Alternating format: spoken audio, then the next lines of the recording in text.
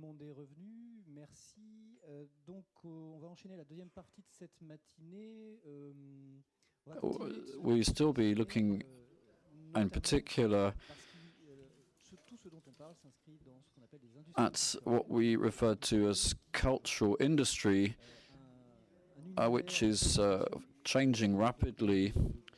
On two new guests this morning will be shedding light on this world.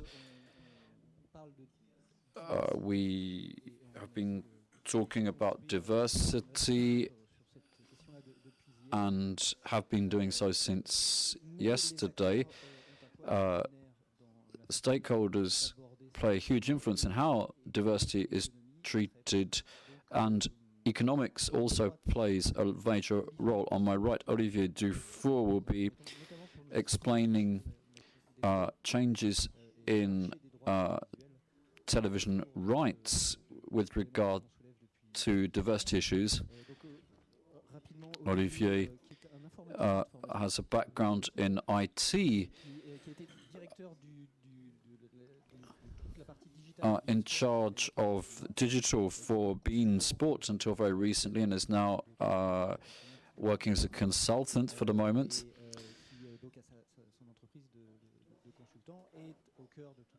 Looking at this type of issue, firstly for large TV groups and also telecoms groups. And to my left, Pascal Golomer, who is Deputy Director of France Television's sport editorial team. You have been working for France Télévisions for almost 30 years. And over and above his skills, he is not particularly from a background in sports. You've been a field journalist, foreign correspondent in New York, Peking. You've also editor-in-chief, a news editor-in-chief for France Television and France 3 channel.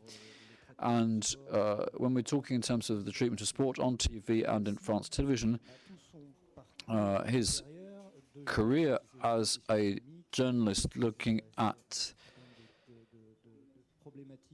business and social issues can offer additional perspectives over and above that of athletes or sports journalists.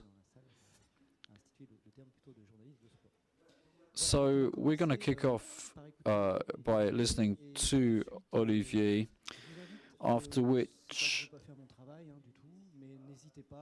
I do ask questions, engage discussions, because our two previous speakers are still with us here, and we can see that this could raise many interesting discussions.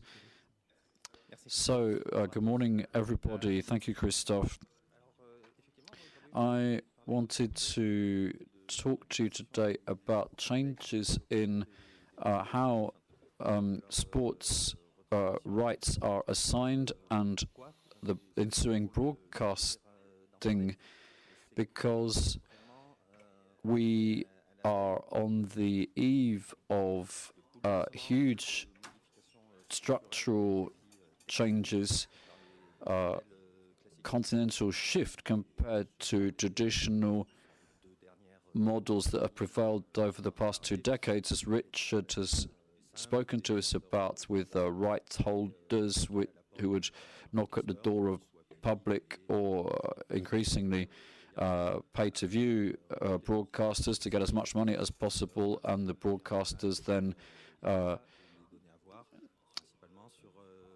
projected the images for which they had acquired the rights on their own channels. And this is now changing with new entrants coming to the bargaining table.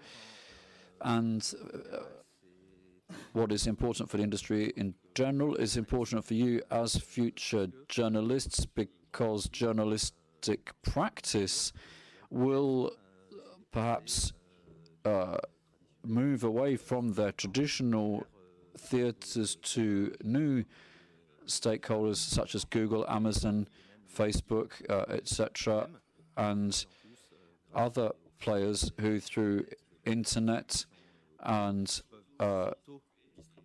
other players that can self-distribute and thereby shortcut traditional monetizing outlets, which historically were the preserve of TV channels, which ties in with the subject of this symposium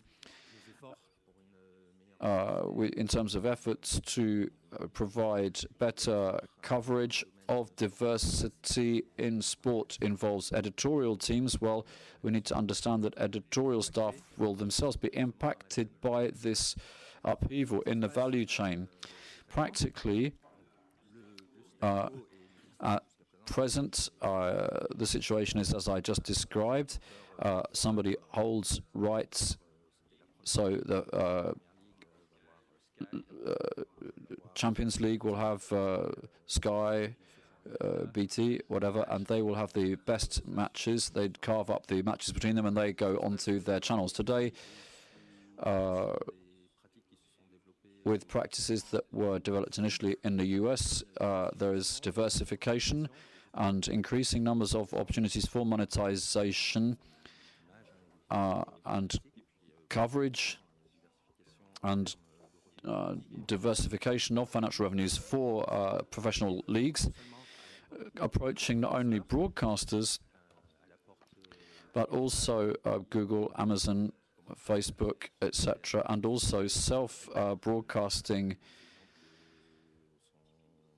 NBA, for example, NFL are the largest leagues, which now have a mix of media licensing, which again is predominantly based around the networks, Fox Sports, ESPN, in varying proportions, but hitherto that was 100% of their monetization, and now it's 75, 80%. Systematically, these players will go to Google, Amazon, Facebook, etc., and also looking at self-broadcasting with NBA Pass, NFL Pass, similarly in hockey, NHL. More European players such as UEFA, national leagues in various European countries have stuck mostly with their traditional sources, but I think this is about to change, and the knives are being sharpened in the backgrounds to invest in these new forms of broadcasting. So, for instance, French League One for several years now has been looking at Google, Amazon, Facebook, YouTube. There's a weekly magazine devoted, which is only broadcast on YouTube, American Football Ivy League in the United States, and on Twitter, NFL is on Amazon Prime, and so forth.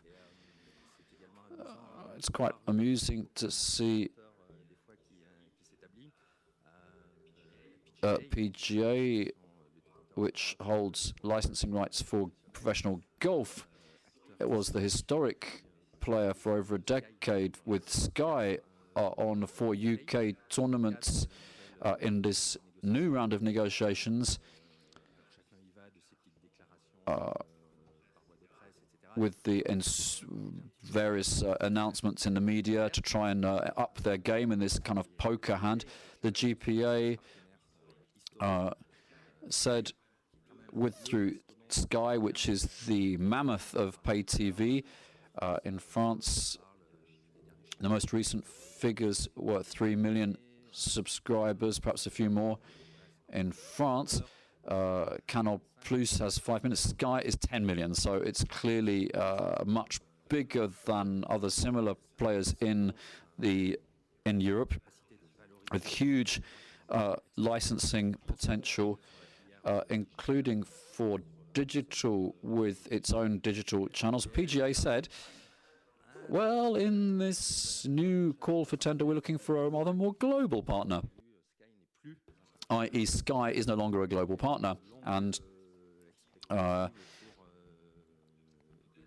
there is some talk that PGA could have assigned its licensing to Twitter, but in fact they've gone to BT, which won the process. But be it in communication or in the PR or in the actual deals, concluded that is the kind of positioning they're taking, and this has an immediate impact on how the value chain is structured and also operationally, because we are again on the eve of a tectonic shift with renewal of rights for the French First Division, with players such as Amazon Prime and Facebook, who are definitely expected to take to make a bid and are credible in that respect, and are quite likely to win some matches or contracts.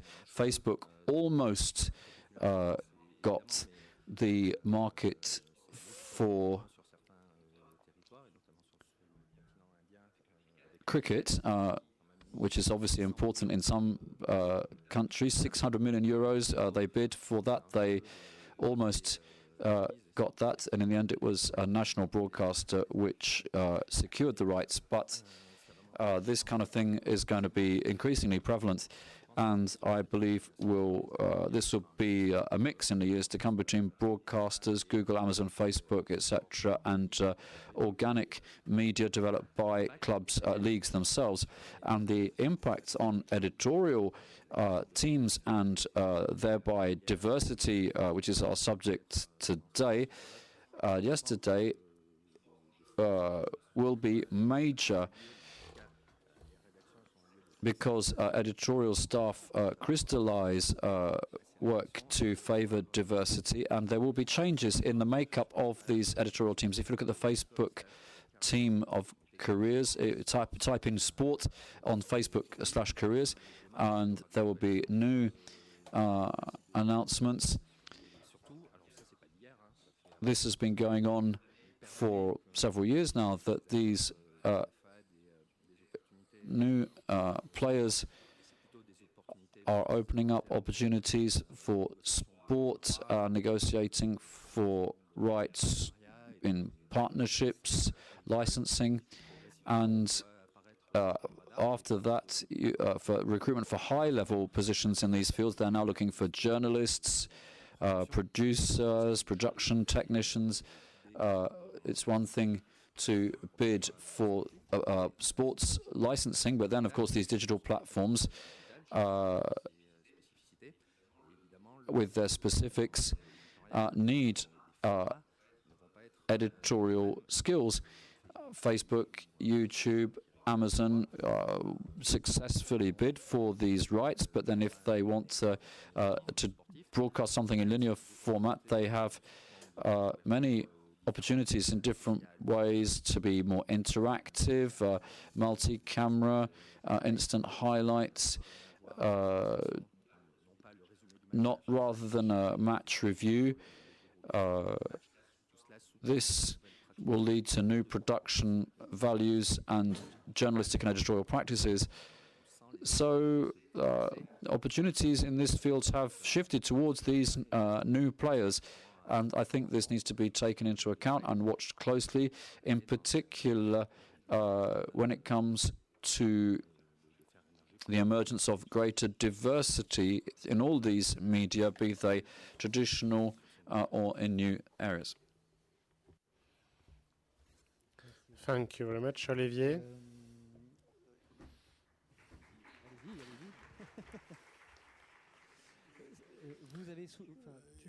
So you mentioned a number of elements which I think will feed the rest of our debates, and I want now to leave the floor to Pascal Golomer. I think we'll have a question at the end. It's a pity we cannot ask the questions right now. we're not all academics, we're not all journalists, we are, you know, in between, so it's a diversity of people. So Pascal Golomer is... So this morning you said that the Équipe, which is a printed newspaper, has published an article about these issues of rights and all the consequences this can have in terms of positioning of different current players in the media. When you hear Olivier describing the French scene and what is happening in France, so maybe you know what is happening behind the stage in the background, and maybe you cannot tell us about this. I'll come back to diversity in a minute, but we have heard all the efforts that France Télévisions has done as a group pertaining to diversity, but we think that sometimes you do not master everything for reasons which are mainly funding reason, finance reason for when purchasing rights. So how do you experience this? What is your experience as a broadcasting company manager who is involved in it? So good morning to you all.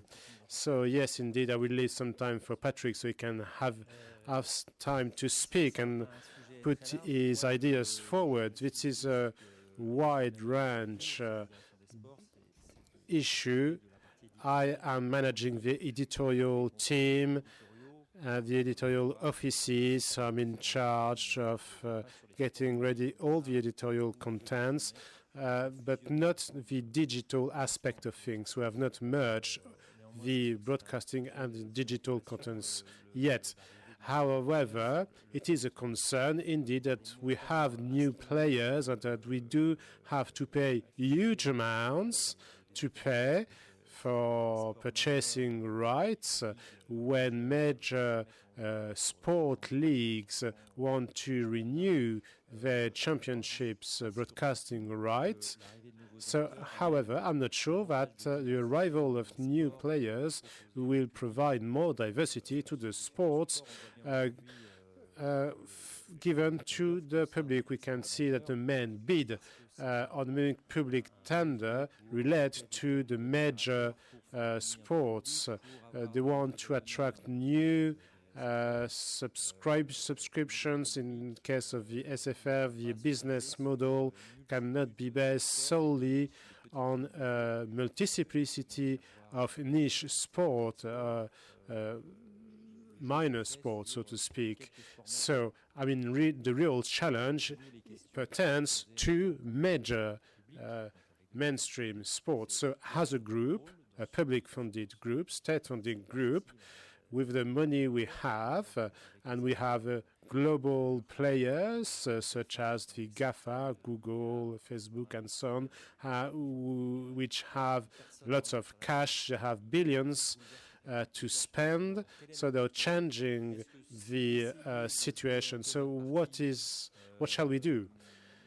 Shall we maybe, if I think Richard, your presentation was very interesting actually, since France Télévisions has different regional broadcasting departments, especially here in Brittany, but also on the island of Corsica, and it turns out that Via Stella, which is a Corsican broadcasting channels on the island of Corsica, benefiting from regional councils funding, broadcast some Corsican language-based programs. So maybe it is a pathway for us to attract new viewers, especially also in the French overseas department.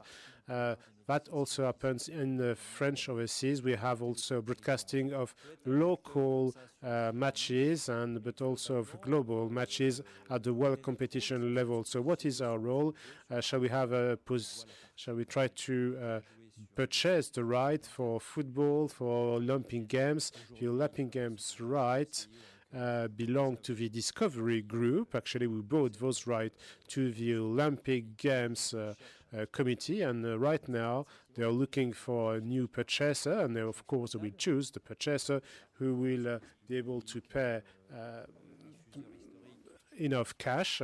So if we go and see Discovery just by saying, look, we are all the stated, funded French TV group, I don't think they will care about this argument, really. All they care about is cash, really, and having the best deal.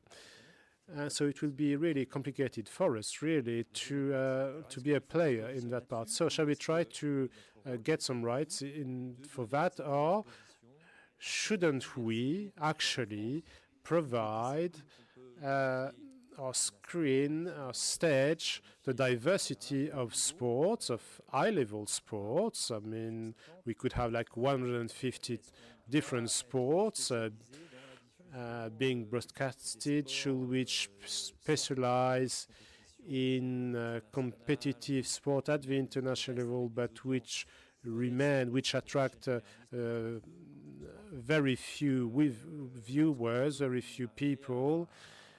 Or shall we also have broadcasting the global events? I think we are broadcasting sport events for roughly 50 different sports.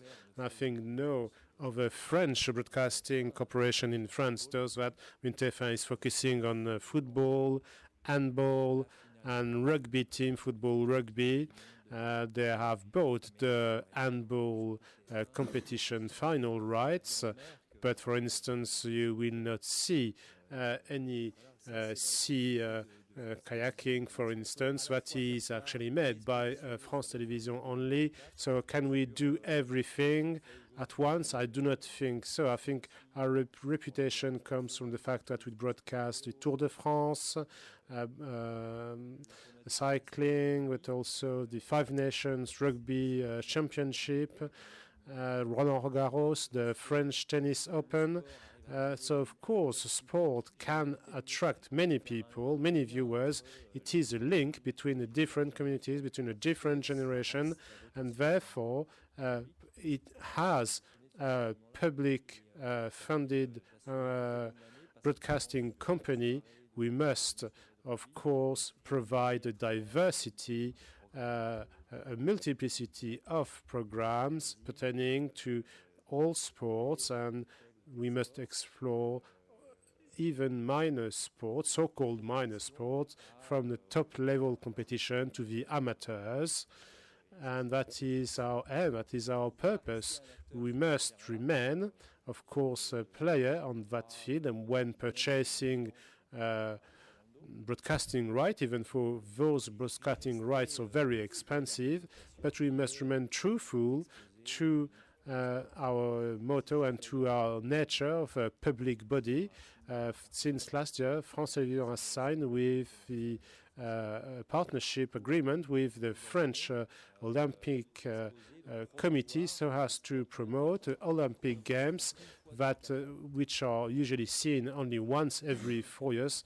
So you mentioned curling, Richard.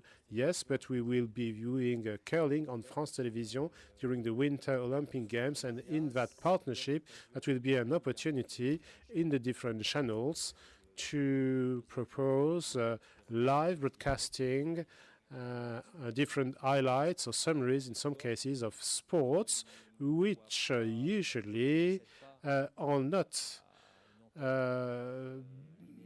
broadcasted on the mainstream, and they do not have a linear broadcasting. So the arrival of new player will not change this for these sports. I mean, curling, for instance, I think has no chance of being broadcasted by BEIN Sport or the GAFA. Or, I mean, they will be focusing probably on tennis, golf, and so on. So we must remain truthful to our purpose as a public body, of course, and we want to play both parts. Patrick, you can. You're broadcasted, and you need a microphone, of course, and there's also a simultaneous translation. So therefore, you do need to speak using a microphone. So thank you very much indeed. Good morning to you also. I just wanted to comment on what Pascal just said. And the former speaker, I do not remember the former speaker. Well, where do I need to go? I'm sorry. Okay, where do you want me to go?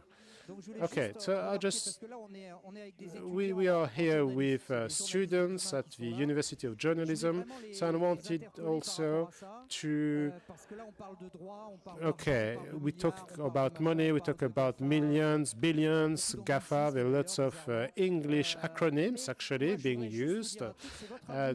This is the future here, which is at stake. Which type of journalism do you want to be?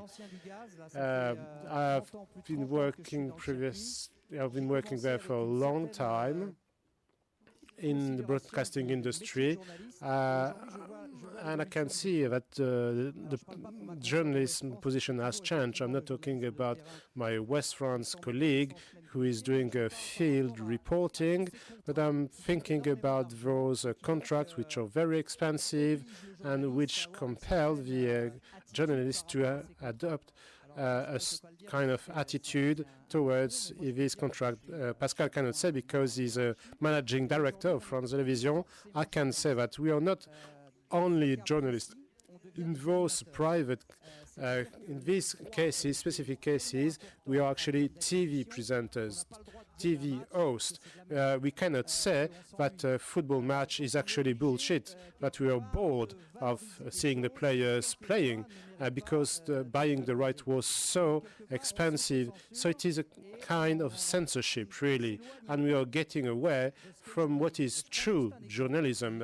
We are not critical anymore. So I just want to take an example about football rugby, the rugby league.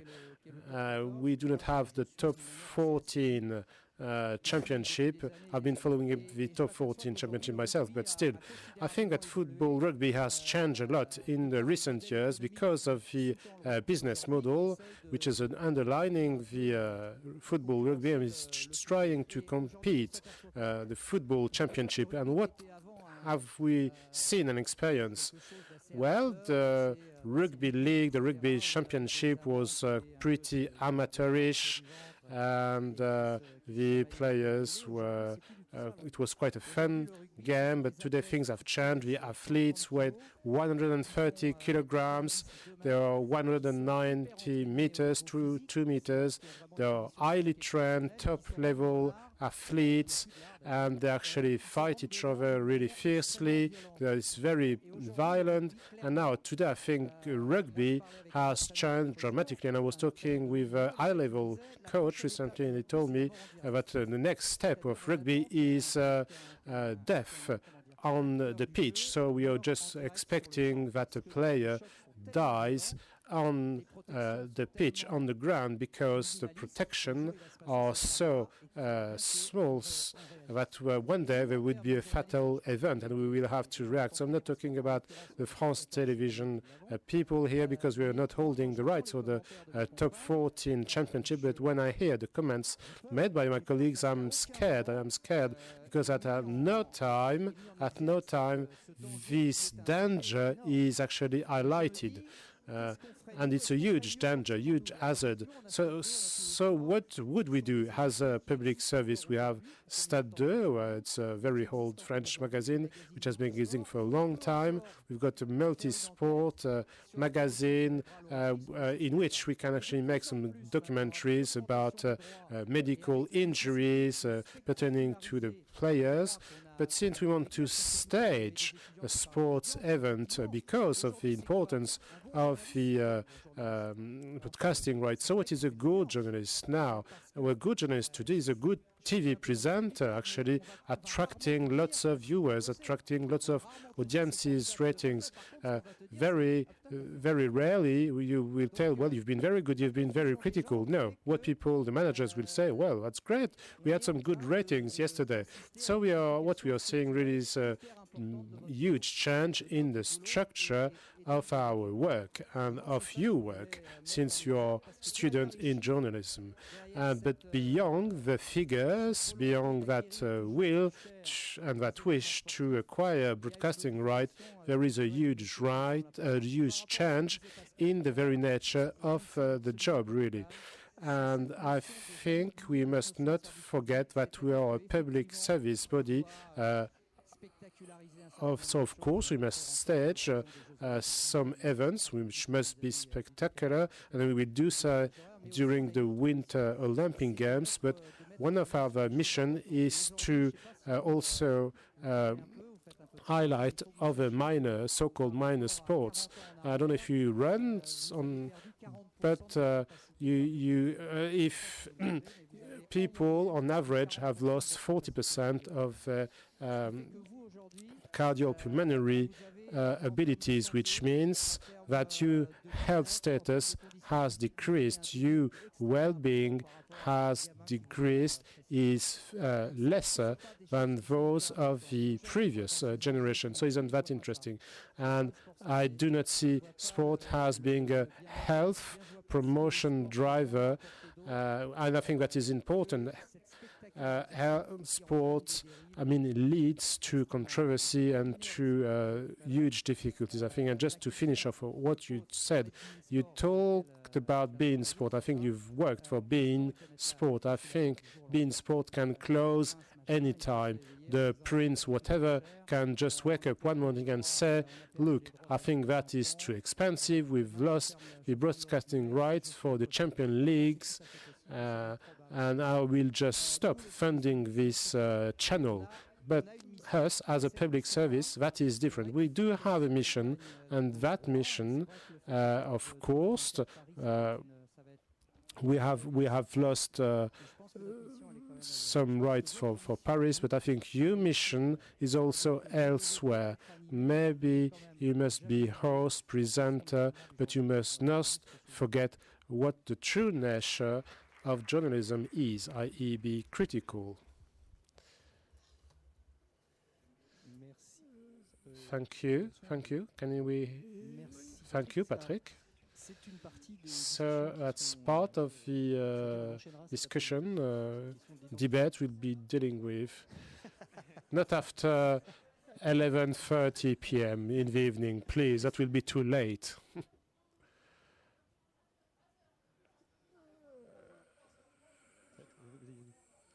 Okay, we will be there at 11:30 in the evening. Yes, still talking about it.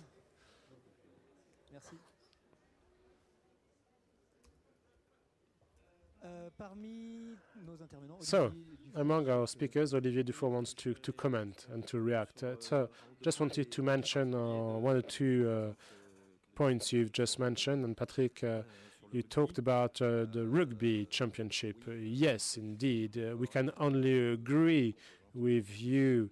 It's more like a circus game now, and things have changed. However, and specifically speaking, the LNR, the rugby team, quite recently, a few weeks ago, has launched a new scheme. I do not remember how it's called.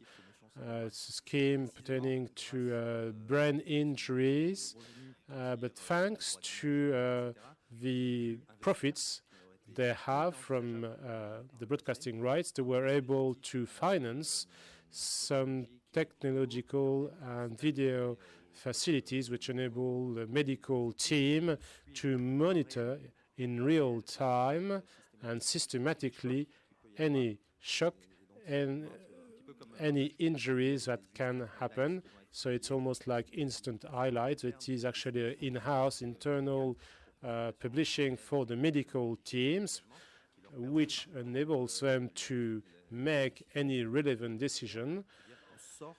Of course, if the player has been injured further to a shock, which took place maybe, let's say, 20 seconds, he may have a CVA, in which case, he needs to be removed from the pitch. The medical, a sole solution which can be a perennial nature, physicians should be independent, and physicians, doctors are not independent. And when it comes to brain injuries, when a player is essential, we can also think that the physician is under pressure and we may not take the right medical decision. However, the financial director actually wrote the check to implement that scheme, that medical schemes. So I think it would just to be optimistic. When it comes to the position, the stand of France Télévisions as a public service body, it is true that it is becoming quite difficult. The traditional broadcasting company has to balance different things, different powers. First of all, the revenue are endangered, whether it is a state-funding broadcasting company or a private pay-for company, the advertising budget are decreasing and are moving to the digital networks. Of course, there is the broadcasting has to deal is between the audience ratings and the right owners who are tempted by the social network. So our role as editorial team, as a craftsman making different programs in a non-linear structure of the TV broadcasting company, it is becoming quite tricky. And the second point is, what about the opportunity to highlight some confidential or less popular sports? So the difficulty being that there is quite a restrained, minimal space for those sports. If we take into account the fact that the so-called minor sport, volleyball, for instance, have the possibilities today to be self-broadcasted on the internet using business models which are profitable. For instance, only tens of thousands of people will view the broadcast, and only a few advertisers will pay for these programs, and therefore those players, those actors will find their economic profitability. So if we cannot have the small, nor the big ones, we only have the averaged ones in the middle, mediated sports. So is that working, Richard? Yeah, so I just wanted to pick up on a couple of points. One that Patrick made there about journalism, which I think is a really interesting point. One of the things I didn't talk about or didn't mention about BBC Alba is the innovations in some of their coverage.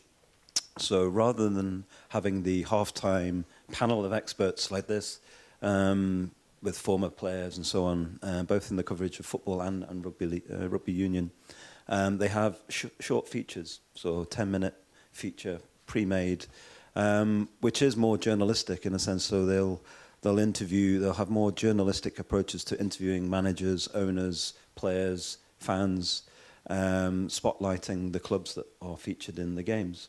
And that's kind of an interesting, I mean, again, it's probably partly a cost-saving exercise of not having to pay the fee of a famous footballer or whatever to sit on a panel like this. But it does, again, in a very small way, introduce new innovations. These little features not only appear then in sort of the TV broadcast, in the linear broadcast, but then are available as a podcast, available as in non-linear environments as well. So there are spaces do exist for broadcasters to create the more traditional broadcast journalism approach if they so wish. And and I think I'd probably share Patrick's view that we only wish that would happen more often. But in the digital age of digital plenitude, again, the opportunities to do that are increasing. There are new spaces in which that can happen.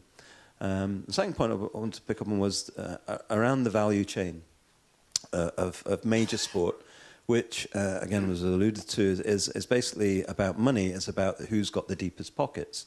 The introduction in the UK, the emergence of BT Sport, because BT is a very cash-rich company. It can compete as the first really competitor to Sky that has enough money to keep putting into sports rights. And so as a genuine competitor, and the Champions League exclusive rights is probably the biggest hit that Sky have taken in recent years.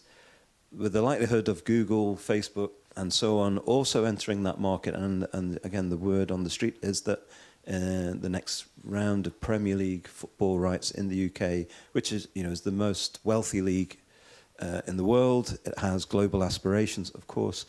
We are likely to see the likes of Facebook, Google, and so on.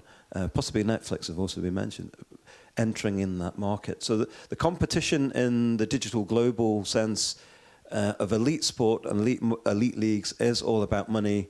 And most of that money goes, as we know, to sort of like a kind of monetary diarrhea straight through the system into the pockets of leading stars, Lukaku and Etel. I think last year, the average salary of Manchester United players was £110,000 a week. A week. The average. Not even the top. Lukaku would be on even more. But these are kind of obscene, levels of income. But you can't criticise the players for taking that money because it's there on the table. But it's the market, the way in which the television markets of that elite, exclusive area of the sport has gone. And other sports like rugby union see that and think, why, we want some of that. And that's why they follow exclusive deals, cricket being another one. The downside of that is to do with the development and the diversity of sport. So cricket is a really good example. The argument that the English governing body makes about doing exclusive deals with Sky, which it has done now for nearly 15 years, is because they say, well, we reinvest some of that money into grassroots cricket, which they absolutely do. But if you go, cricket's interesting because there's so many different formats. Again, I don't know what knowledge you have of cricket as a sport, but there are so many different formats now. There is Test cricket, which is international, 5 days of a Test match. There is at a national level, they have 1 day limited overs. They have 20 over, T20 as it's called, which is kind of almost like baseball cricket, which is trying to hit the ball out the ground. There is also a very long-standing older format, which is over 3 days, called county cricket. Now, county cricket is the mainstay of where the international test cricketers come from and learn their sport, learn their trade about how to play over a long duration of a game, of a match, which lasts in test cricket 5 days, or should last 5 days. But nobody goes to see that. I mean, you go to any stadium of a county league cricket match, you'll be lucky if there would be 1,000 people there. There'll probably be less, maybe 500 people, mainly very old men sitting there. And that's unsustainable as a professional sport. I mean, these are professional cricketers playing in front of 500 people. So part of what I'm saying there is, I mean, a historical thing about the relationship between sport and TV is that the tail wags the dog. Television is dictating to sport what it does, and the money dictates that route. One counter argument to that is that, well, sport does have a choice. Governing bodies have power actually to make decisions about how their sport is represented, where they sell their rights, how they break up those tranche of rights. And I think, again, in the digital realm, the opportunities to do innovative, different things as a governing body are now real. Having different types of partners for different types of representation, if you like. And I don't think that's been explored enough within sport. Things like the major mega events like Tour de France, like the Olympic Games, like World Cups, the major events should, I think, because of national interest and citizen interest at a national level, be free to air. They should be on the channels that we're talking about in terms of public service broadcasters. That should be their natural home, but we know that the IOC and FIFA increasingly disagree with that view, and they're looking again for the kind of the winner takes all, big money, pay TV exclusive arrangements. So, you know, a lot of it, although television is often seen as the evil partner in this relationship, the governing bodies of sport have a responsibility to their supporters, to fans, to the public, to showcase the sport as best as possible. There are new different opportunities, both linear, non-linear, to do that, and also create new spaces for journalists to engage with that and engage with it critically, properly.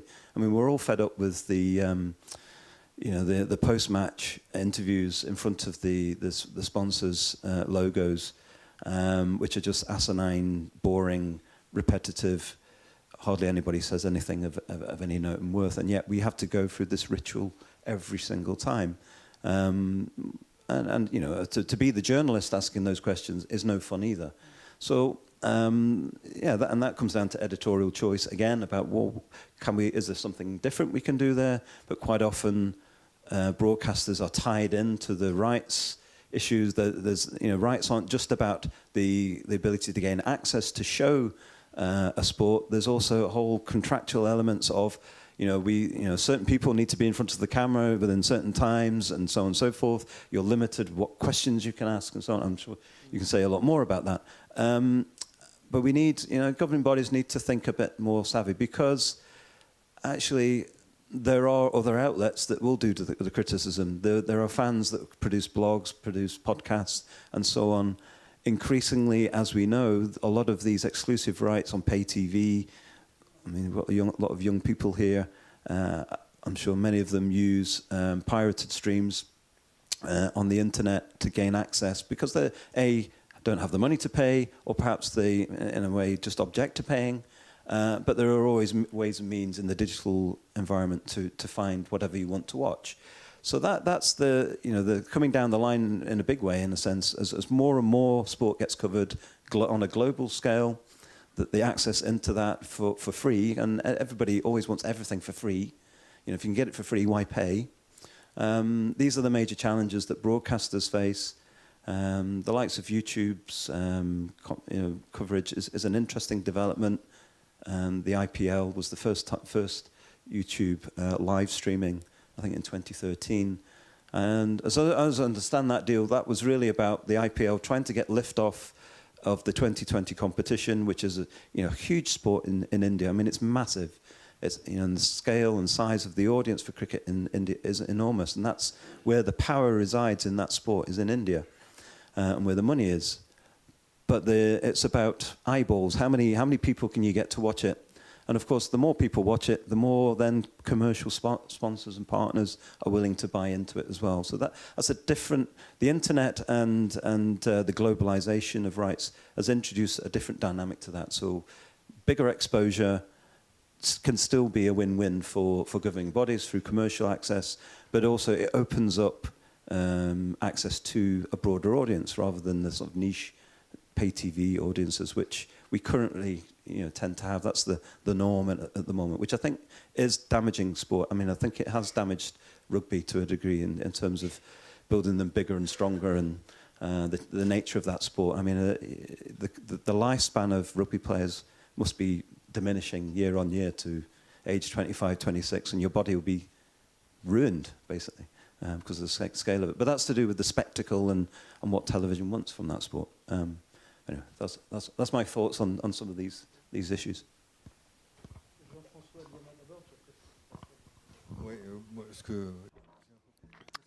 Yeah, to continue in the same vein, really, what is this hyper-visibility, what does the diversity of the offers tell us about our society?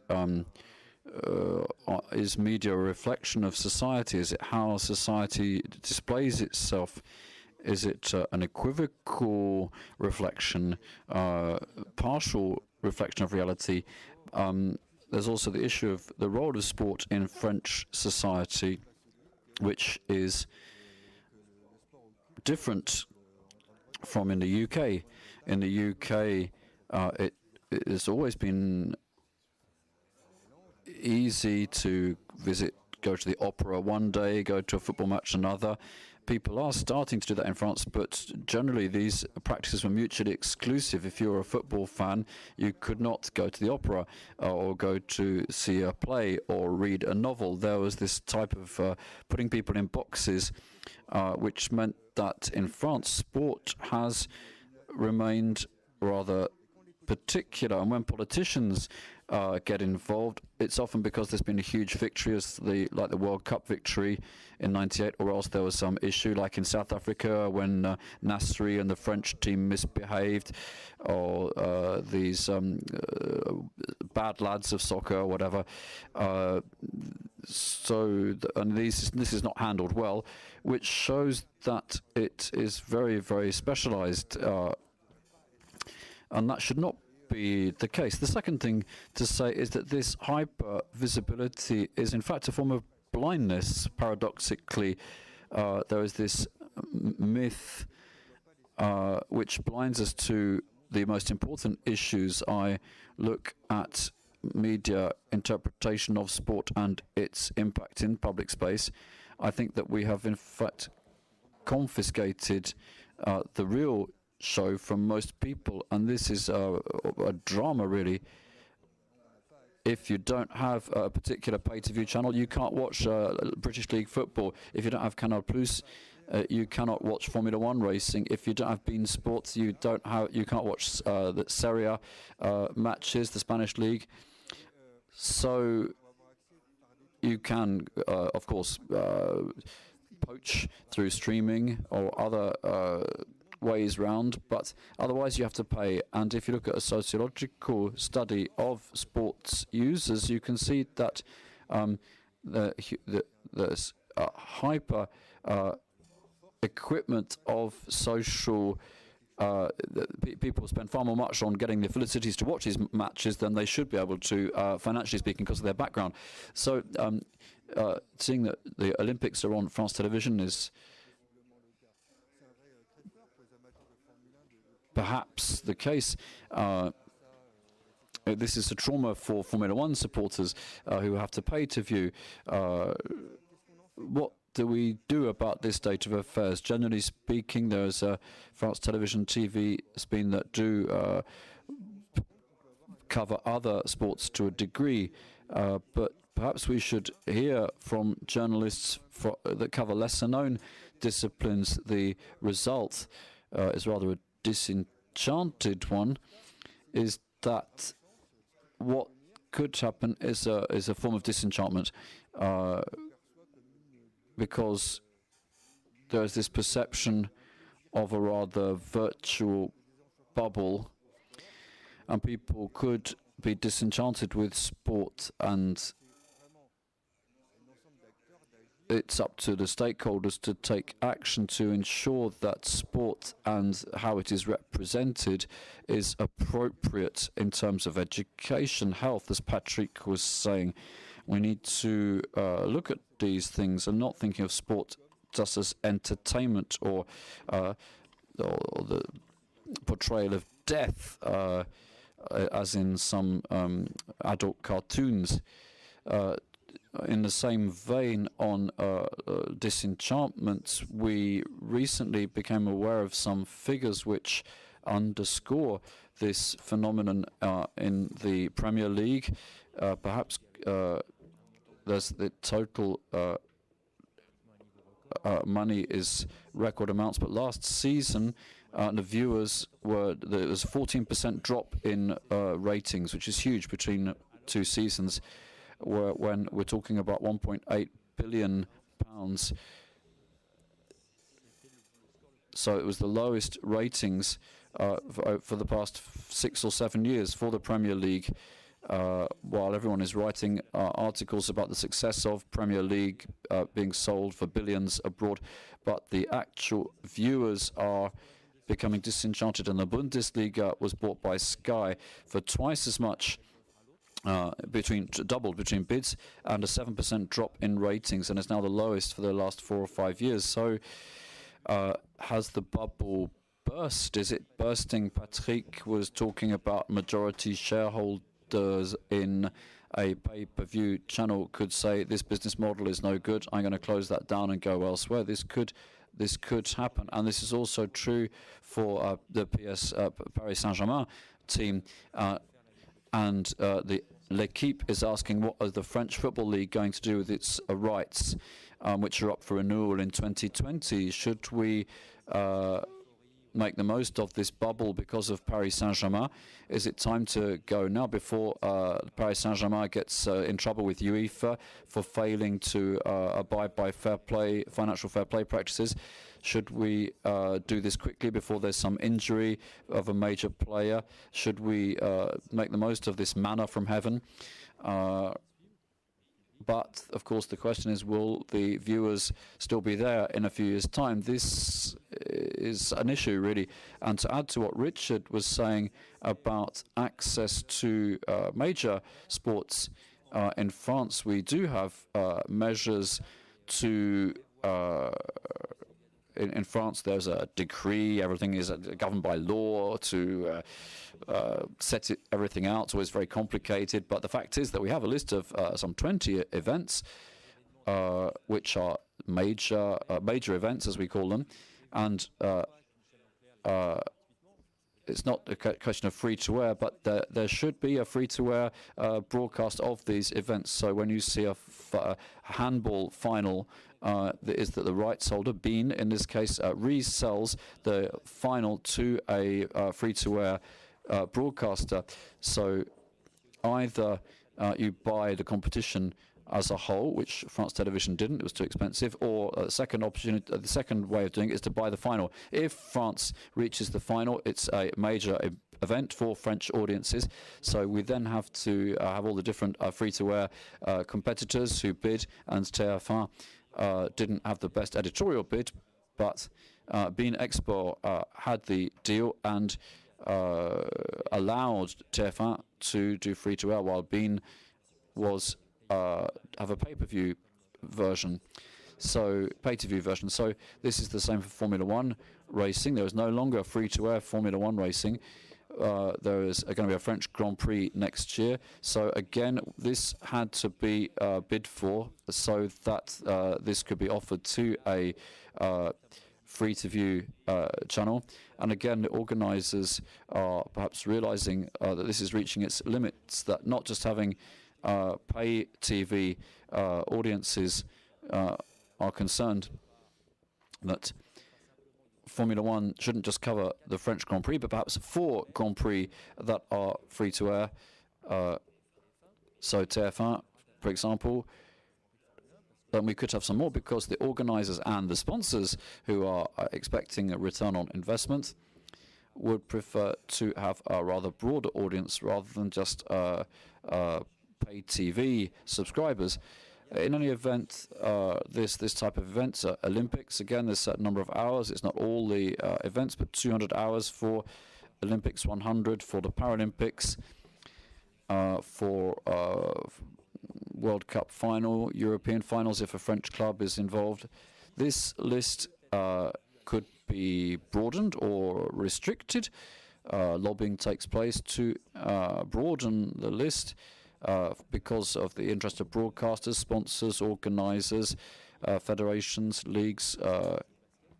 Could look at, say, basketball, which at one time was extensively broadcast on France Télévisions, but eventually the head of the basketball league decided to bank a lot of money for a pay TV channel, but that means that you no longer see basketball unless you have a internet service provider, SFR, contract.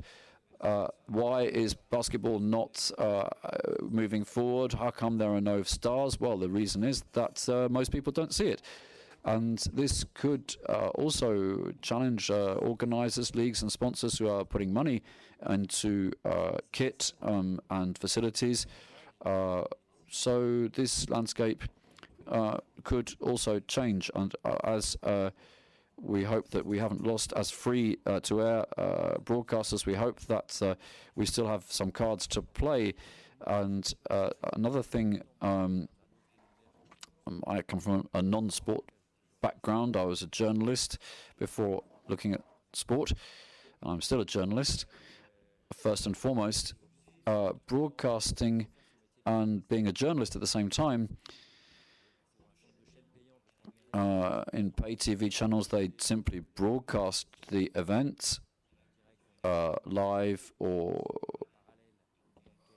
afterwards, but they don't do many reports or inquiries, investigations, looking at journalistic investigation, whereas in a group like France Television, with an editorial committee for sport and with programs like Stade 2, which is a historic match of the day type program, it's still a very live issue.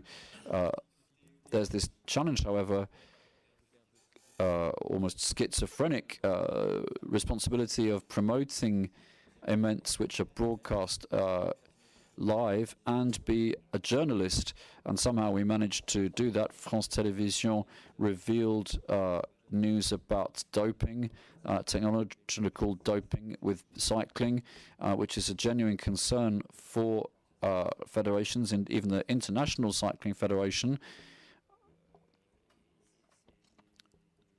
It was a journalist from France Télévisions who'd worked hard to reveal this type of doping, mechanical doping in rugby. Patrick was saying, again, France Télévisions in Stade 2, that we talked very openly about doping, pushing players to come back more quickly onto the field after an injury. We talked about brain trauma.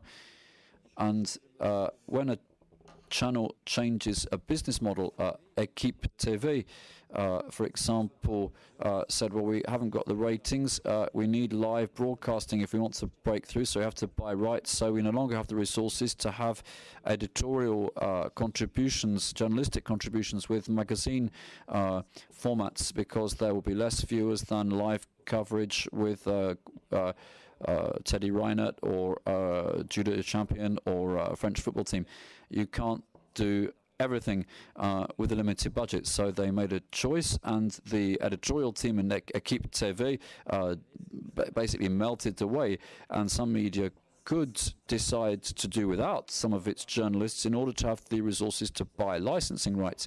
And this is a particularity in the subject today, is that we could be at the mercy of a shareholder decision where they want to be present on the licensing market but can no longer maintain critical, editorial, journalistic approaches. So there's this sword of Damocles hanging over this type of situation. I hope that within France Télévisions we will continue to take the view that we owe the public not only coverage of live events that are packed with emotion, because there's it's part of our job to do that, but also continue to work as journalists, providing information and insights into issues facing sport in terms of business, health, social issues such as diversity, and continue to do both of those things. So just briefly, above the fact that diversity in the sport offering creates an intolerable caste of privileged few because they can pay to view. Another phenomenon that needs to be looked at is frequency. We talked about hypervisibility and airtime, but not so much about frequency. There are no longer any expectations created. Previously, journalists said we are expecting, eagerly awaiting the Soccer World Cup to discover South African culture or Latin culture or Asian culture, whereas now the Soccer World Cup, we know all of the players. There's no surprises, no expectations, which means that there are less spectacular results for, say, the UEFA or Champions League final, World Cup finals, where there's less magic than previously I remember somebody saying to me, my experience of foreign football is the results on France football, where there were no pictures. Every morning you got up in the morning and you knew that Saint-Etienne was going to play that evening, and so it was a great day because Saint-Etienne was going to play. Whereas now you can watch football 24/7, 7 days. So we've lost that sense of expectancy. Scores come all the time.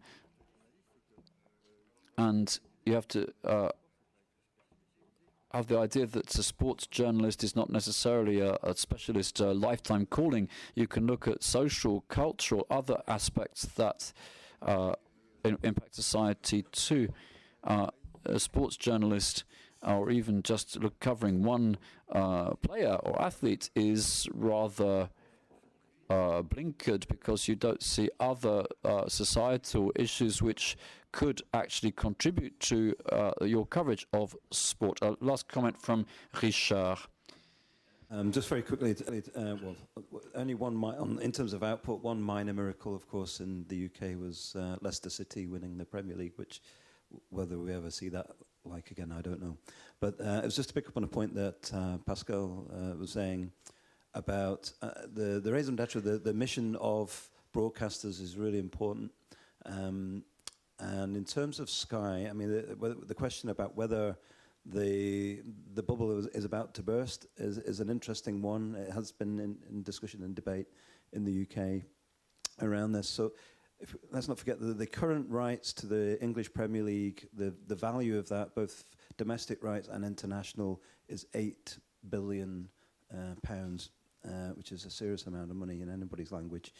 But what Sky are really interested in is what they call their average revenue per user. So ratings are not really what they're about. They're not interested in how many people are watching necessarily, only the fact that households are still subscribing to, not just television. So the other dynamic in this, and it's what BT, in a sense, why they came to the table, is what we call the triple play. It's about television, it's about telephony, and it's about broadband. So most households that have Sky as a television will also have it as their broadband provider and their telephone provider. And similarly, BT are competing in the same ground. And why BT entered the sports market, I think, to steal a march in a sense, because what they did very cleverly was if you subscribe to BT broadband in the UK, you get their sport channel for free. That's it. They learned a lesson from Rupert Murdoch in terms of giving something away for free, and you undercut and undermine your competitor. So Sky, for the first time, have had, say, their nose blooded by a economic strategic move by another broadcaster using sport in an interesting way. But the interesting figure, the one that suggests that the bubble hasn't burst, for Sky at least, is the average revenue per user, the ARPU. So for the last decade, or I think about the last 10 years, the average revenue per user, which is the income they get from every subscriber on a monthly basis, on average, is £47. It might not seem a lot, but there's something like 11.5 million subscribers. So if the average is £47 a month, well, just do the maths. It's a lot of money. It makes Sky an incredibly rich, cash-rich company. And that's why they can keep plowing money back into sport, because they know that it attracts, the kind of user, and I suppose connects with certain advertising that meets a certain demographic, mainly male, mainly middle class, mainly white, and a particular age range. So in discussing all this, we shouldn't forget what the fundamental mission of these companies is. It's to make money. And nothing else, whereas Pascal's broadcaster and the BBC and other public broadcasters have a different mission. And that's where I think sports organisations have a duty to converse and work with public service broadcasters, because fundamentally down the road, I think their sports will be undermined. Fewer people will play them or be engaged with them and bother with them. Well, that's my view. I might be wrong on that, but I do think it's... when I wrote a history of the BBC's coverage of sport, and I interviewed people that worked for the BBC in the 1950s and 60s, and every single one of them told me, so very quick, but every single one of them told me that the reason the BBC covered sport was to promote the sport. They wanted more people to watch sports, to engage with sports, to do what Patrick was saying, to play sport, to be sporty and be, celebrate sport and the sports culture of the nation. That's what the BBC's mission as a public service broadcaster was all about. And we've kind of lost that cultural sense of sport within a lot of TV broadcasting, I think. Merci, Richard. Des questions? Thank you, Richard. Any questions?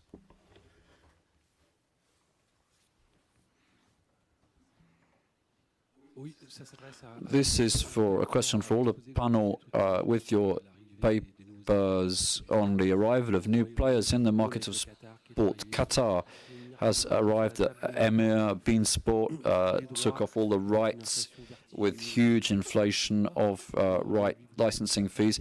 You've talked about Google, Amazon, Facebook, and Apple coming to the market or trying to come to the market. You talked about disenchantment, a bubble. Is there a speculative bubble? Could the speculative financial bubble burst someday?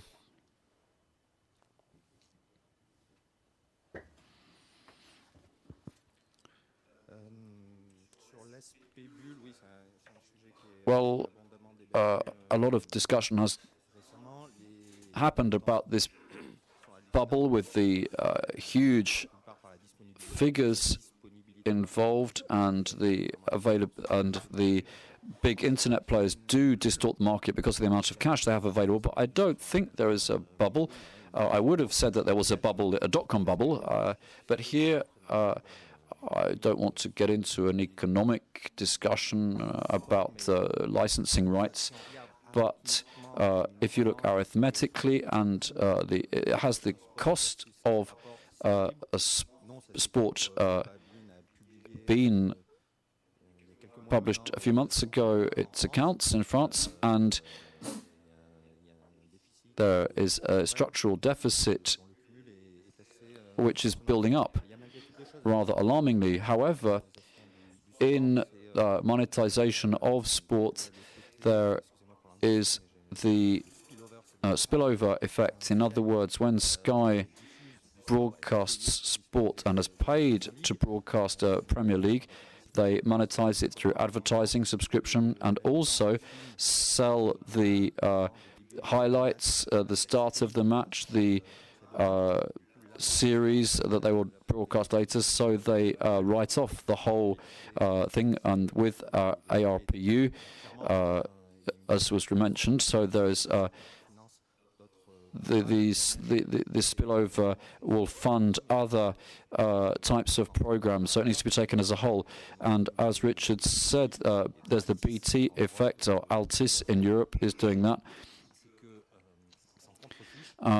Nobody cares about the balance of content or genre. What they are selling or subsidizing is access to a telecoms product, which is a secondary product which they're selling through sport. So if you push that to the limits, you could say you're buying sport is like doing a marketing campaign in the street. It is an indirect way of... Sorry, I missed the last thing he said. With bearing that in mind, with regard to your question on a bubble, unfortunately, or fortunately, I don't know, I don't get the feeling that the bubble is going to burst anytime soon. I'd like to ask my boss a question, says Patrick, since he's there. Pascal, you were talking about the existence of Stade 2, this historic match of the day type program, which is still there, but Stade 2 has a very early schedule on Sunday afternoon, which is directly competing with a soccer time and a rugby time for matches. So is that reasonable? Could this be, the ratings be maintained for the type of inquiry you were talking about, given that, or investigation you were talking about, whereas show sport broadcast live draws bigger audiences, how could we, how this is not an unequal fight, basically. Yes, my predecessors were bothered by this, and I'm still bothered by it today. Programs like Stade 2, which 30 years ago had record ratings when there were fewer channels. Last Sunday, I think we had 900,000 viewers, and we're glad to have them at 4:45 when there's a soccer match and a rugby match on, plus all the rest of the TV offering, plus maybe a nice sunny afternoon.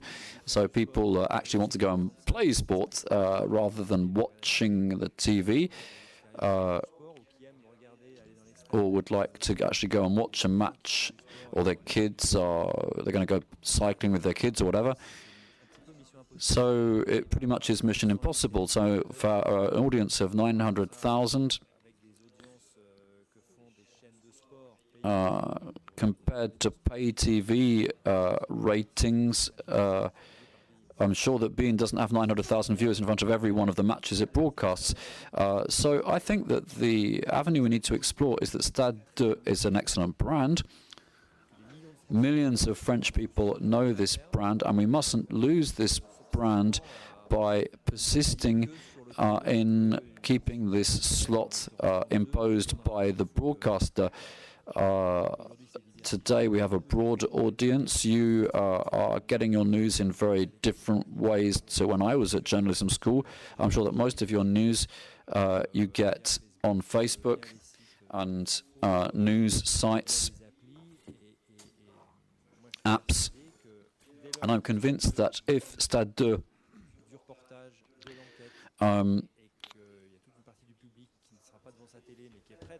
is willing to watch a report or an investigation, we need to get that brand to flourish in all types of media, and not just at 4:45 on a Sunday afternoon or whenever it is. And it's not just a question of fiddling with the slot on the traditional TV. The first technology doping incident with amateur French cyclist in a minor, relatively minor competition. We did have a team on site, and this item was broadcast on other programs. Stade 2 had actually was too soon in the day, but every evening there's sports coverage, 1.2, 1.6 million viewers. And in 24 hours on social media, 1 million people. Of course, a view is not the same thing as someone actually sitting down and watching in a concentrated manner, but 1 million views in 24 hours means that there is a real source of resources there for the consumers of sports news to find out more content from Stade 2. So, Patrick, I think that we are definitely fighting with that this is not just a heritage brand that we should preserve in terms of Stade 2, but there really is a public service mission there over and above issues of licensing, and to look at rising hopes in sport, sport and health, practicing sport, looking at doping, because this is of concern to the medical profession and sporting authorities. To break certain stories, we need to continue to have this brand as part of the channel, but work at non-linear coverage, as we see for other competitions in which consumption of a sporting event like Roland Garros tennis tournament. In my day, we didn't have the internet or Twitter, Snapchat, so you sat in front of your television and watched a match for 3 hours while you were revising on the side, and you could sit there for 3 hours. These days, when you look at Roland Garros ratings, they are declining because there are fewer and fewer people who are ready to sit in one place watching a tennis match for 3 hours. However, we have a digital offering which is very broad, and there is an appetite for highlights, 3 key moments of the match, all the various digital features that you're familiar with, and there the audience is increasingly consuming news like that. They will consume Roland Garros like that. So we shouldn't say we are France Television historic broadcaster, you watch here or nowhere. No, we need to go in search of that audience because that is part of our mission. Of course, it's not live. And us old fogies think it's really odd to just watch the highlights without watching it live because will they win the match point or not? But we have to address these changing expectations and modes of consumption and look at the performance on our digital sites.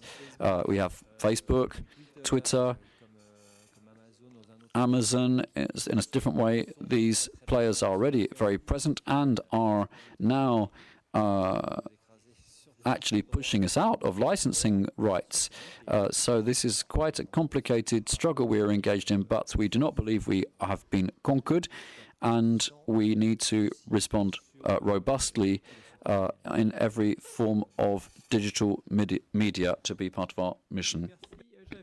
Thank you. I had 2 naive questions. First one pertaining to the digital plenitude, because when I've heard you speaking, I didn't think there was any digital plenitude. If we consider the number of channels being used as to broadcast major sport events, there's no plenitude but rather scarcity of channels.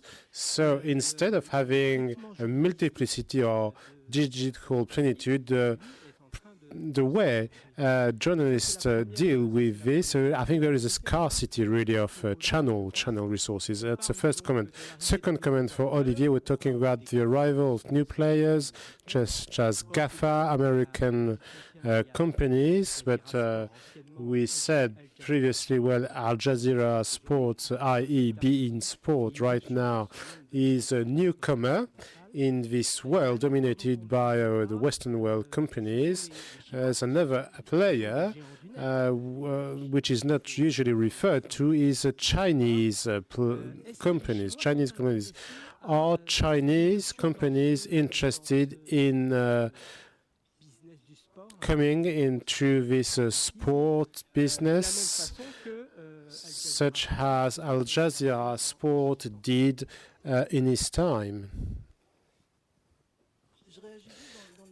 I would like to comment on what Tristan said. Until now, even though we have extended on the discourse of the players, we talked about diversity in terms of representation of the audiences, representation of the athletes, and also. But another thing is diversity, the plurality of the information. When there is a concentration of the broadcasting company, the pluralism of information is also important and pertains to the plurality of the journalism practices. Maybe Richard, if you want to talk about the digital plenitude, and then Olivier Dufour. I suppose what I'm alluding to there, and the digital plenitude is about plurality of technologies.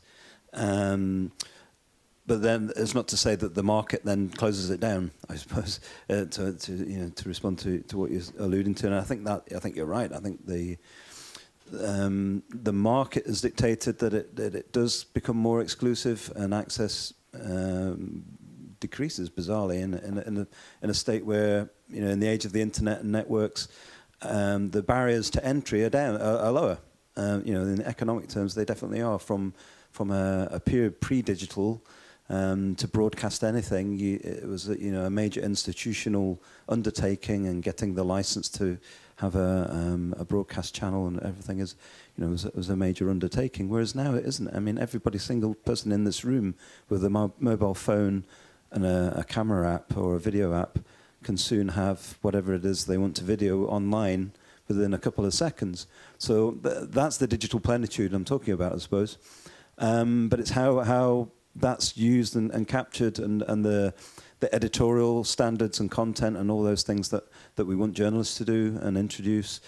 But we know that, you know, we had a clip of Man United fans filming themselves singing, you know, a chant about Lukaku. That's the environment we're in, and it also links to what Pascal was saying about the immediacy and the plurality of immediacy of information. We don't have to go to journalists, we don't have to go to broadcasters to find out who's just won the latest tennis match at Roland Garros. You know, people are tweeting this constantly. You know, we've got people on Twitter or Facebook or any other social media telling us this, if you want to pursue those channels, and commentating on it as well. Now, they're not trained journalists, but they've entered into that space. What is that a challenge to journalism? Does it undermine journalism? To one extent, in terms of a flow of information, it does, but it doesn't in terms of what a trained journalist is supposed to be doing and presenting and how that's editorialized. And I think, you know, as gatekeepers of information, journalism still clearly has an important role in society. It really does. And, you know, what's happening in the world, you know, beyond the world of sport that we're talking about today, you know, journalism has a vital role in helping us to understand the complexities of the universe, the way it's going at the minute. But sport's no different, and it mirrors society in many different ways. And so the digital plenitude is about technology and information and the circulation of that, which has definitely happened. But the market for sport is closing it down and closing the avenues, definitely. And I'd take that point, absolutely. Olivier, sur l'arrivée des Chinois. Oui, concernant l'arrivée de l'implication des comes to the Chinese involvement in the sport market, that has already happened. It is quite different from Al Jazeera, which became a major player within 5 years' time. He had a strong brand strategy and a strong, so to speak, soft power strategy. The Chinese are also shareholders in sport clubs, in sport equipment companies. The Chinese have their own ecosystem, their own digital and broadcasting distributions, which tends to be dealt with via their own marketing or licensing companies. So I'm thinking about the Intel 5 companies. So the question is, could they take a voluntaristic position which would be similar to that of Al Jazeera? I do not know. I think they are more subtle, actually, when it comes to buying broadcasting rights or buying some shares in different companies. I think they bought a majority share parts for one of the actors in the management of broadcasting rights, which is Infront. Infront is a major player, so it is. I didn't make the front line in a newspaper, but that is very important for broadcasting company, those who want to buy actually broadcasting rights. So since as a Chinese capitalism can do it in other societies, they invest in strategic areas. So it is true that buying some shares in a company which owns some broadcasting rights is a major step for them. And it is not neutral, of course. Maybe it's just the first step in a wider strategy. A question for Pascal Golomer: is the promotion of minor sport in France television a way to have sport content despite underinvestment in major sports such as football, basketball, or football, rugby? Oh, that's what I said previously, actually. Well, Even though we cannot broadcast the Premier League,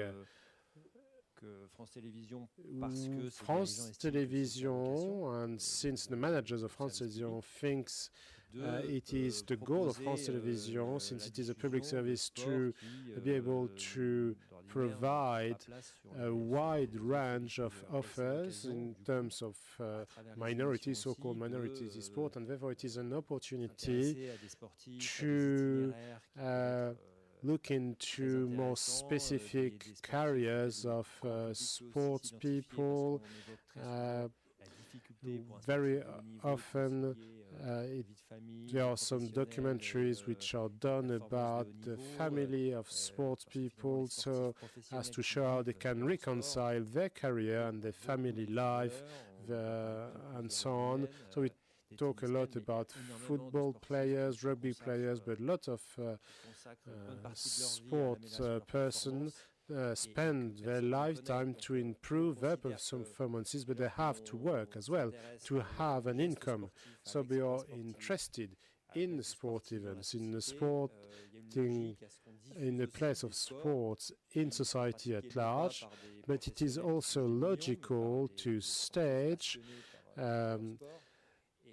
less popular sport, and this can the emotion that can be a reason that can come from minor sport is also interesting, and we should deal with that also. It is part of our mission as a public service, and the fact that the market is becoming more and more complex on major sport leads us to question ourselves, how can we be a strong player on the field of the so-called minor sports, less popular sports. And the regulating body wants us to be able to stage more and more minor sports. There was a partnership for that. So this partnership has been existing with France Télévisions, with a number of sports for example, the Greek fight championship, which took place in Bercy in Paris last year, to the squash championship or badminton championship, or sea kayaking or rowing. So we've got more than 50 different sports per year, and we are the only TV channel in France to do that. And we do think that we have a wealth really of diversity of information, and we try to respond to the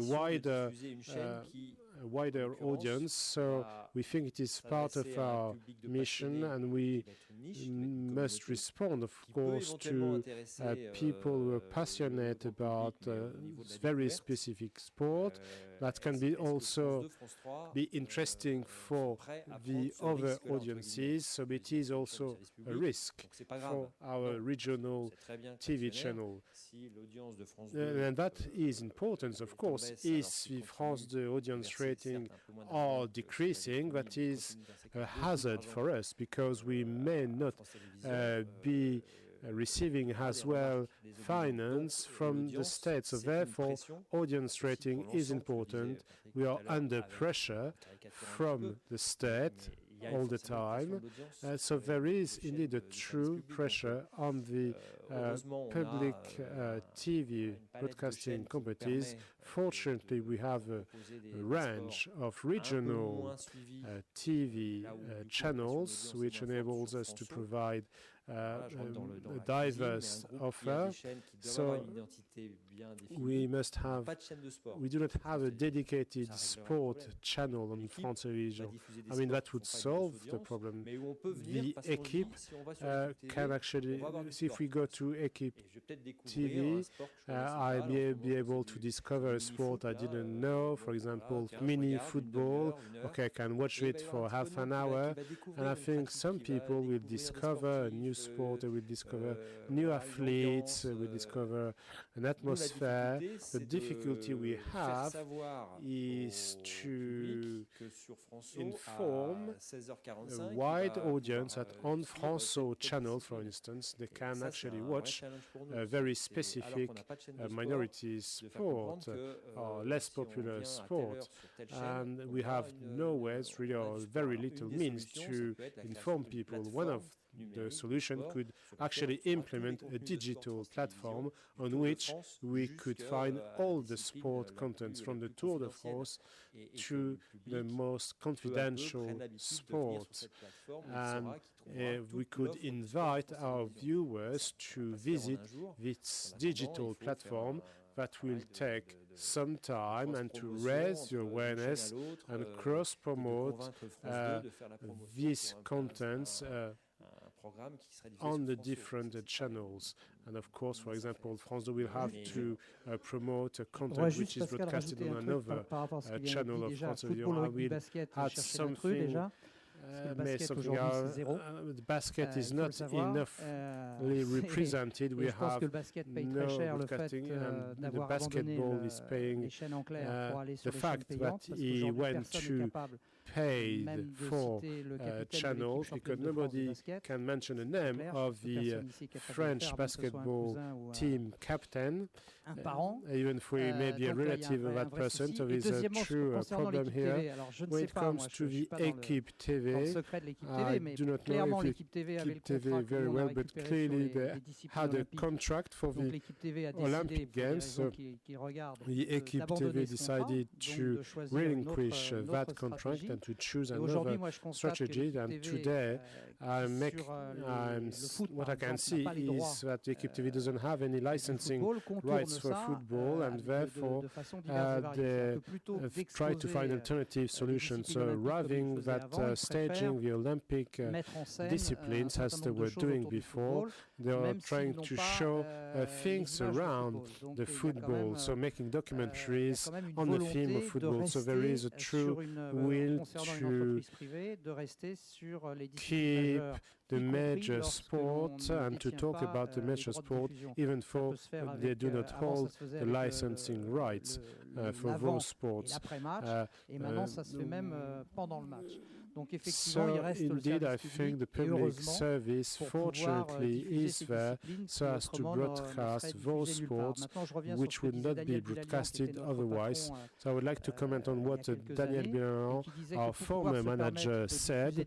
In order to be able to promote the so-called minor sports, we must have in our portfolio major sports, because otherwise our audience rating will drop, actually. So, of course, we must be able to maintain our level of major sports licensing contracts and also, of course, broadcast so-called minor sports. And, of course, I agree with Pascal. If we were able to have a dedicated TV channel within the France Télévisions group, that will solve all the problems we have. But each time we try to do that within France Télévisions, some people, some lobbyists actually stopped us to do so. A last question, and please, short answer and efficient answers. Okay.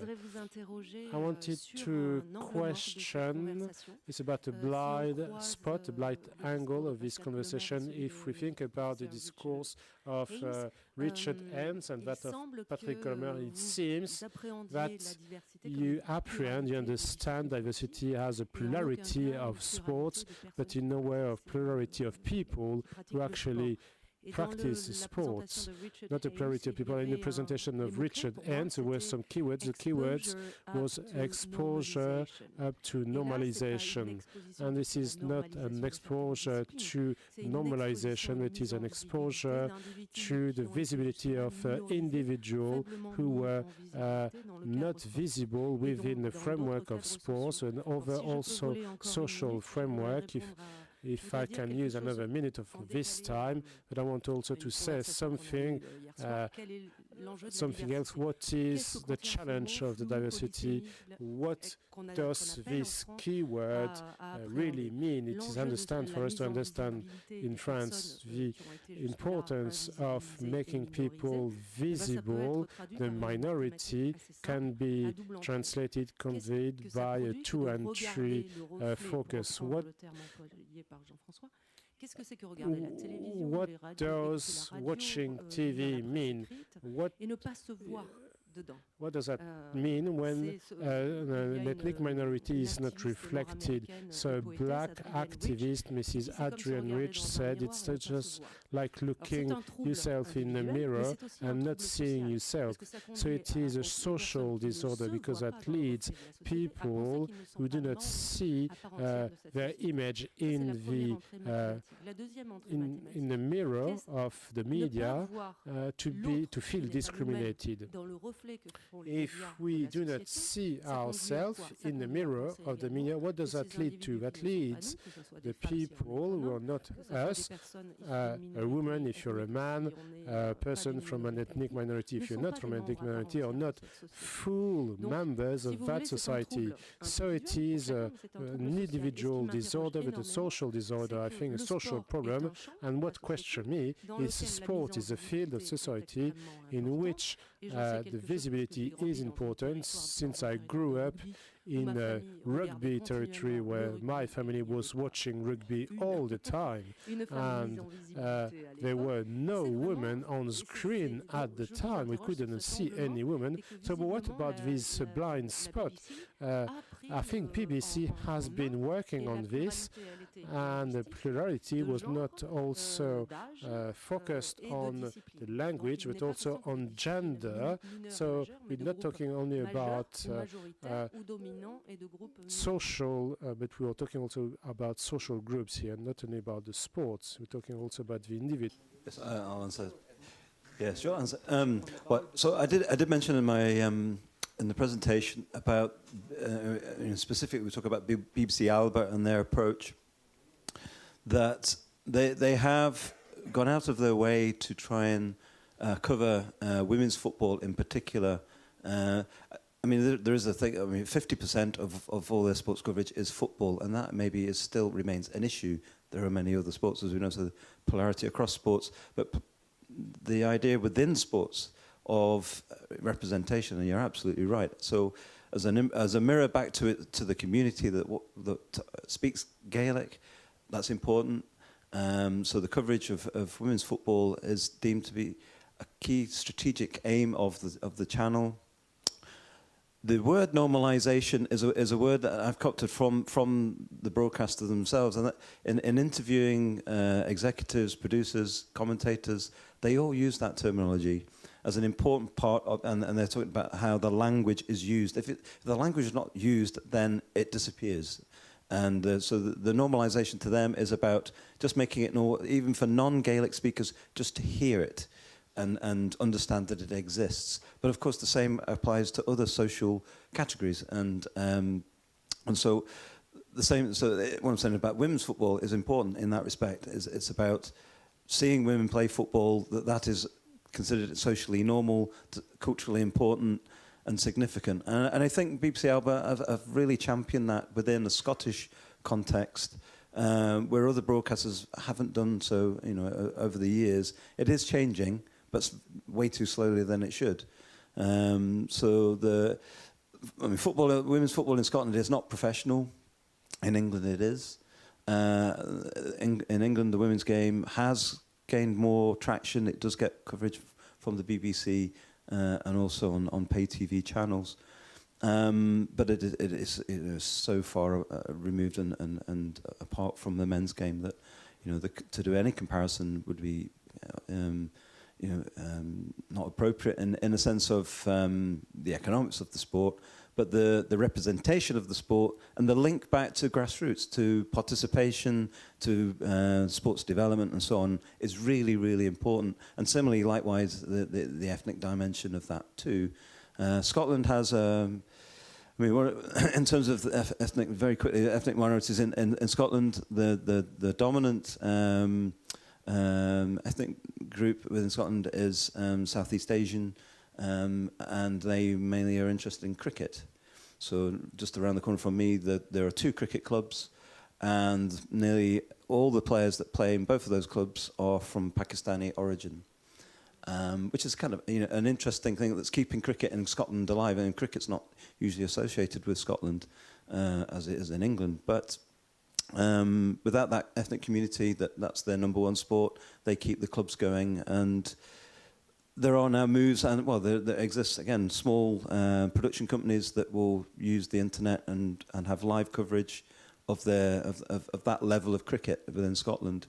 Again, the audience for that will be very small, but it is about exposure, and the technology is there to broaden the net. I mean, broaden the coverage of all sports across genders and across different ethnic groups, because the technology exists to do that. So. But it's a constant social challenge, like all things about patriarchy in our society. It's about men actually standing up and saying, well, no, that's wrong, we need to change it. We've had the whole Hollywood Miramax issue, and it's interesting there. I mean, it's just as a case in point, and this happens in sport. Time and time again, it's women that are vocal and stand up about this. But not men, the ones that actually tend to have the power in these institutions that can make a difference. Unfortunately, we have an all-male panel, and I'm very aware of that.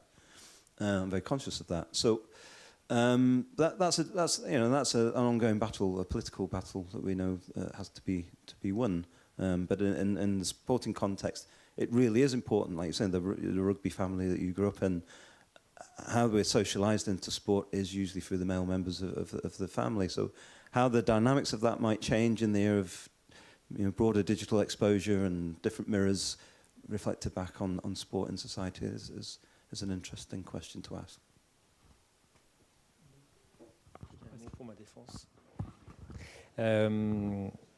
C'est vrai qu'on l'a pas abordé parce que moi je pensais d'abord qu'Hélène Camouillet avait peut-être dit des choses hier sur. We have not France Camouillet, who is in charge of all diversity issues, has talked about this yesterday evening, and we have a strong commitment within the France Télévisions group to promote diversity at management level, at the board level, and we think that we need indeed to provide more mirrors, so to speak, so as to reflect the image of minorities, whatever the minorities are.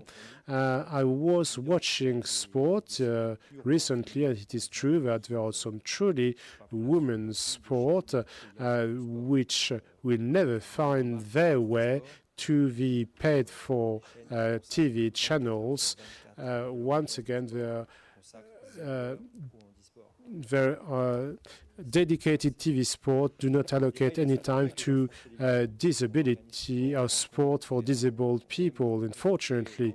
And we like to mention the fact that we are dedicated and committed to the promotion of diversity within the France Télévisions group, so that very often the debate is between those who watch what is happening on TV and the players of France Télévisions only. So unfortunately, the other private players do not play the game, unfortunately, and do not take part into that event. So France Télévisions, since it holds the licensing grants for both the winter and the summer Olympic Games, we broadcast all the competitions, whether they are for men or women, and we do not say, okay, we're going to broadcast X number of hours for men and Y number of hours for women.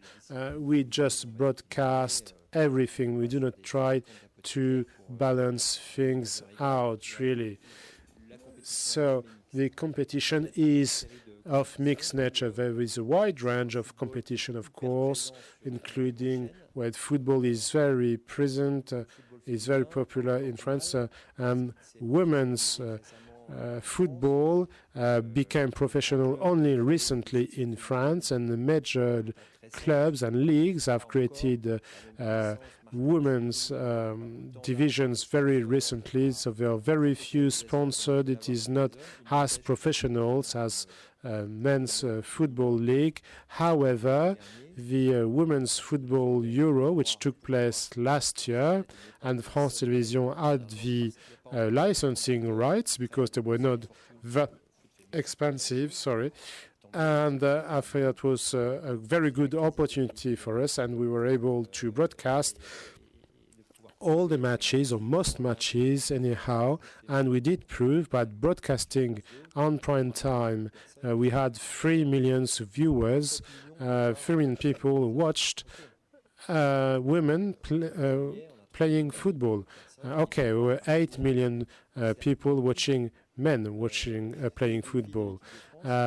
But I think it was a very good result indeed to have 3 million viewers, who most of them were actually discovering the game played by women. And I think it does raise the awareness about this sport, the women's football, and certainly that prompted a number of parents to say to their daughters, look, there is a local women's football club nearby, so maybe you could try to play for yourself.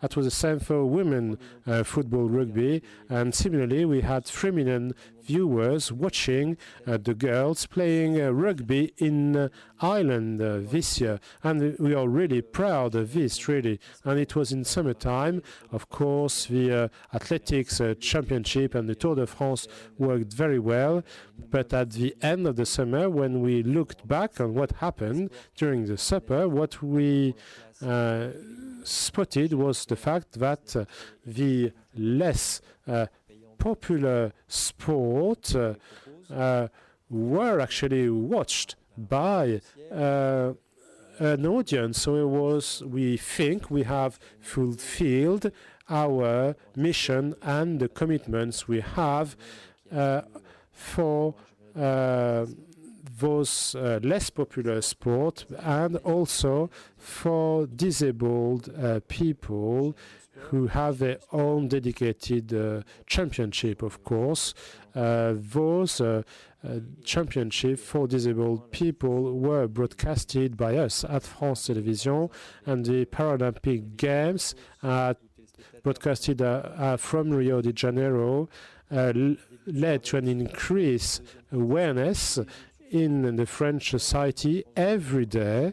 Those games, Paralympic Games, were broadcasted on a daily basis in France, and we'll be doing the same in March next year for the Winter Olympic Games. Of course, we can always improve ourselves beyond the major events, but we had some discussion with the federation which are concerned, and they told us that the fact that the light was shed on their disciplines was very important for them. They were very proud of that. It is, of course, broadcasting sport for disabled person can be complex, but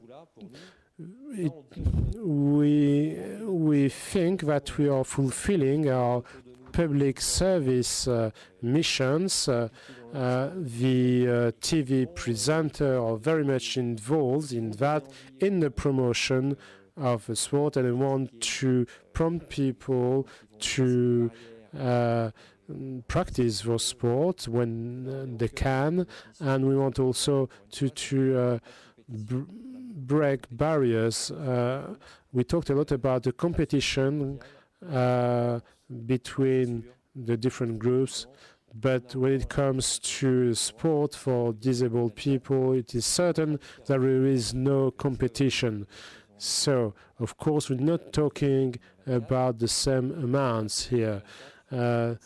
Paralympic for 2014 will be managed by the French Handisport Federation. I do hope there will be a huge competition, and we'll go to say, well, unfortunately, we were not able to bid, to compete. So unfortunately, or maybe fortunately, I think we will still be the leader when it comes to broadcasting sport for disabled people. Once again, private channels only care about money and audience rating. This is not the case for us here at France Télévisions, since we are a public service, and we are fortunate to broadcast the Paralympic in 2014. So I think we'll stop on this now. This is the final word. Pascal Golomer. Pascal Golomer is the word.